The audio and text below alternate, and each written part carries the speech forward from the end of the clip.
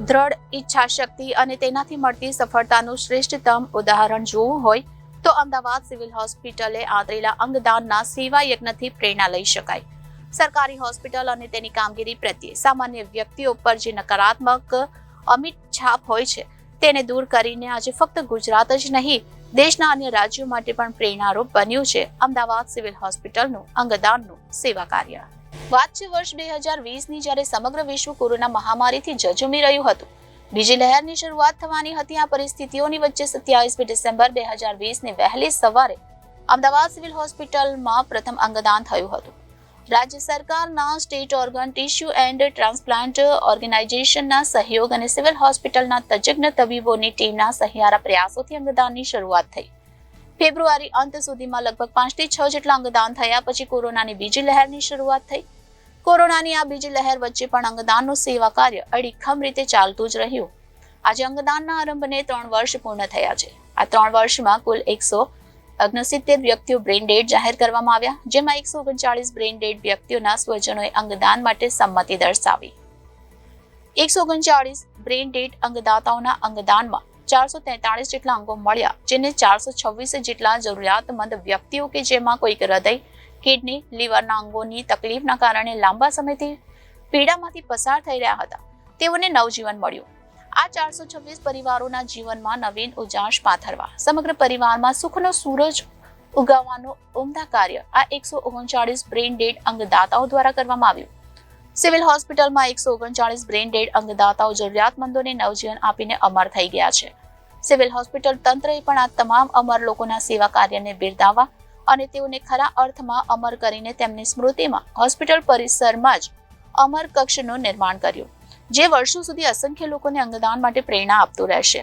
Civil હોસ્પિટલમાં અંગદાતાઓના અંગદાનમાં મળેલ 426 અંગોમાં 244 kidney, 119 liver, 39 હૃદય, 9 સ્વાદુપિંડ, 24 ફેફસા, 6 હાથ અને 2 નાના આંતરડાનું દાન મળ્યું. વધુમાં 104 જેટલી કોર્નિયા એટલે કે આંખનું પણ દાન મળ્યું છે. અંગદાનથી જીવનના આ ધ્યેય મંત્રને સિદ્ધ કરવા માટે 44 વખત ગ્રીન કોરિડોરનું નિર્માણ કરીને અંગોને સત્વરે એક છેડાથી બીજે છેડે ગણતરીની મિનિટોમાં પહોંચાડવામાં આવ્યું.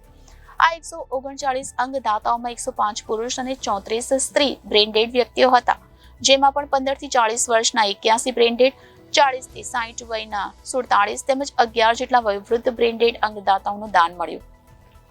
અમદાવાદ સિવિલ હોસ્પિટલ અંગદાનના સેવા કાર્યની નોંધ રાજ્ય ઉપરાંત સમગ્ર દેશમાં પણ લેવામાં આવી અને અનેક વખત બહુમાન પણ થયું. અમદાવાદ સિવિલ હોસ્પિટલના સુપ્રિન્ટેન્ડન્ટ ડોક્ટર રાકેશ જોશી 139 અંગદાતા પરિવારજનો પ્રત્યે કૃતજ્ઞતા વ્યક્ત કરતા તમામનો આભાર માન્યો હતો.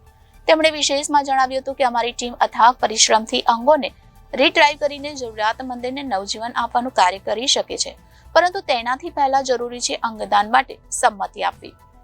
અંગદાન એ સત્કાર્ય છે, દાન છે, જે ઈચ્છા શક્તિ પ્રમાણે જ થાય છે.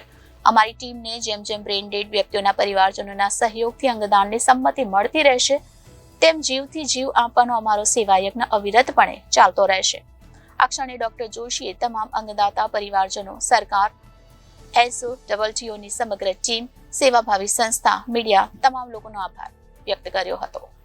સિવિલ હોસ્પિટલમાં અંગદાન પ્રવૃત્તિને 3 વર્ષ થવા જઈ રહ્યા છે અને અમારી સોટોની ટીમ જે રાત દિવસ કામ કરી અને સિવિલ હોસ્પિટલમાં અત્યાર સુધી 139 લોકોનું અંગદાન થયું છે. એમ જોવા જઈએ તો 169 વ્યક્તિઓને બ્રેઇન ડેડ ડિક્લેર કરાયા છે, જેના થકી 139 લોકોએ અંગોનું દાન કરવાની, એના પરિવારે અંગોના દાન કરવાની સ્વૈચ્છિક સંમતિ આપી હતી અને એમના થકી સિવિલ હોસ્પિટલને 443 અંગો દાનમાં મળ્યા, જેને 426 લોકોને નવજીવન આપ્યું. આમાં જોઈશું તો પુરુષોએ સૌથી વધારે અંગદાન કર્યું છે કે 105 પુરુષ અને 34 મહિલાઓએ અંગદાન કર્યું છે. મેક્સિમમ અમદાવાદ જિલ્લામાંથી 54 વ્યક્તિઓનું અંગદાન થયું છે અને જો ઉંમર જોવા જઈશું તો 15 થી 40 વર્ષની ઉંમરના 81 લોકોએ અંગદાન કર્યું છે.